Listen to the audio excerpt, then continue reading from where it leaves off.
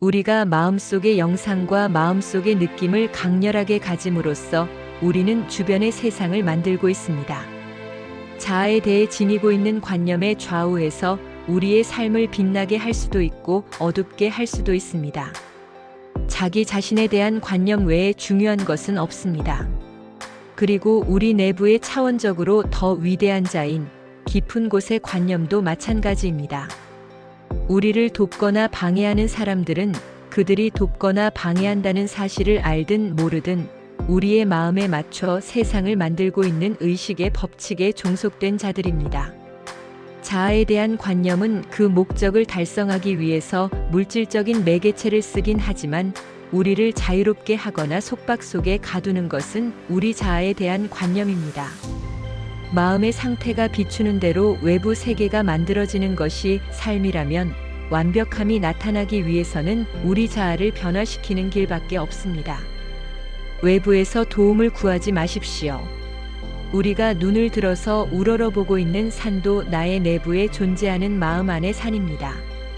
그래서 모든 현상들을 설명할 수 있는 유일한 실체이자 유일한 기초로 우리가 시선을 향해야 하는 곳은 우리 자신의 의식입니다. 자신 안에 지니고 있는 것만을 외부 세계에 가져다주는 이 법칙의 정의에 완벽하게 기대야 합니다. 우리 자아에 대한 관념을 바꾸지 않고 세상을 바꾸려 하는 것은 자연의 섭리에 정면으로 충돌하는 겁니다.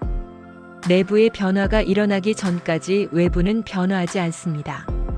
내부에서와 같이 외부에서도 제가 여러분에게 물질적인 방법과 투쟁을 통해서 원하는 것을 얻으려 하기보다는 원하는 모습이 이미 되어 있는 것처럼 상상해야 하고 정신적으로 위대한 환경 속에서 살라고 말했을 때 그 말들은 현실에 무관심한 인생관을 가지라는 것은 아닙니다.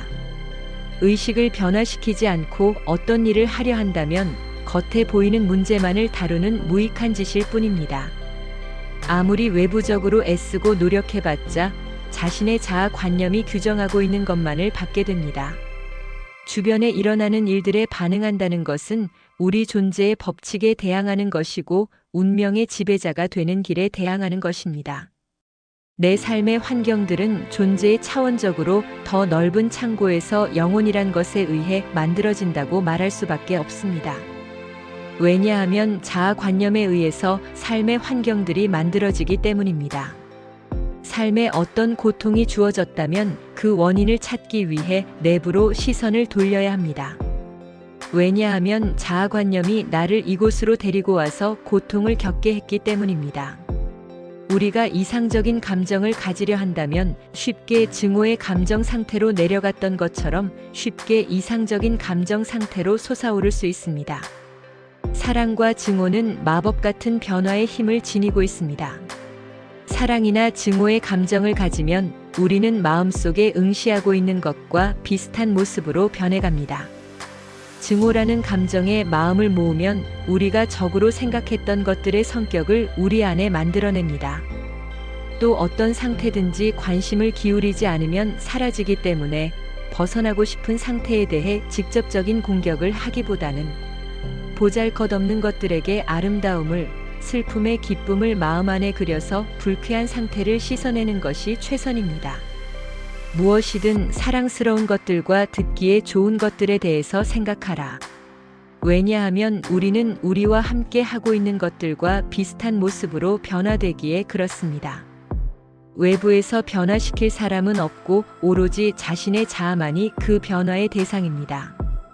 자아를 변형시키는 데에 성공한다면 현재의 세상은 분해돼 버렸다가 변형된 자아가 말하고 있는 것에 맞추어 다시 형태를 취합니다. 의식이 하강하게 되면 내가 보고 있는 불완전함이 나타납니다. 신성한 질서 속에서는 어떤 것도 사라지는 것이 없습니다.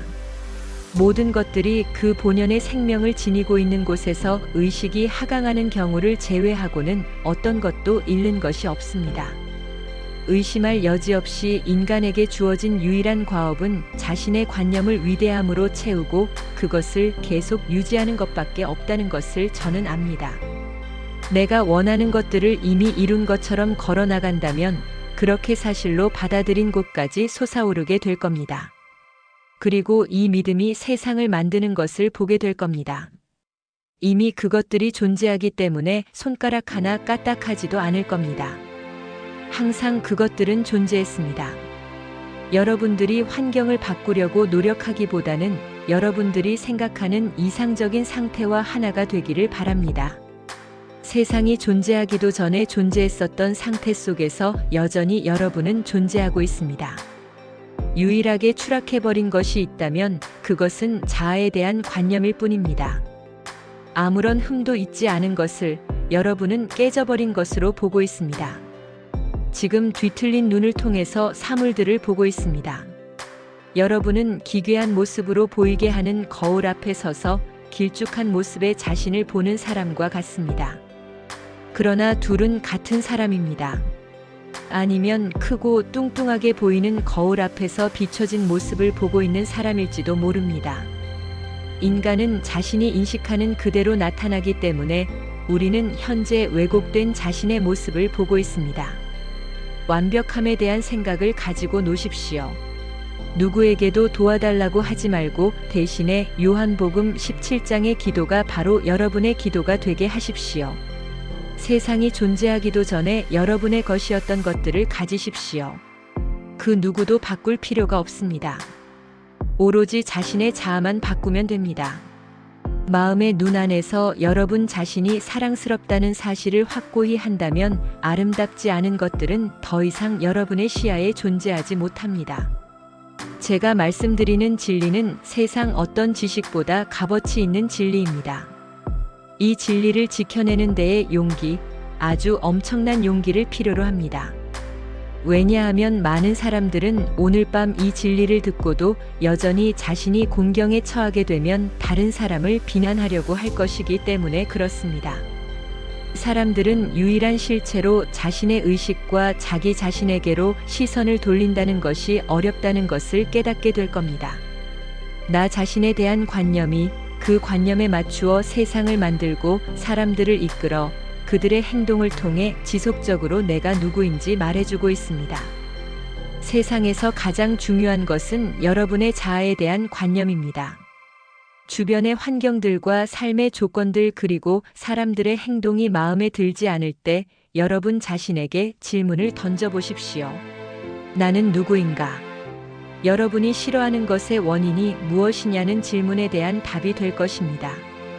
여러분 스스로를 죄가 있다고 비난하지 않는다면 세상의 누구도 여러분을 비난하지 않을 겁니다.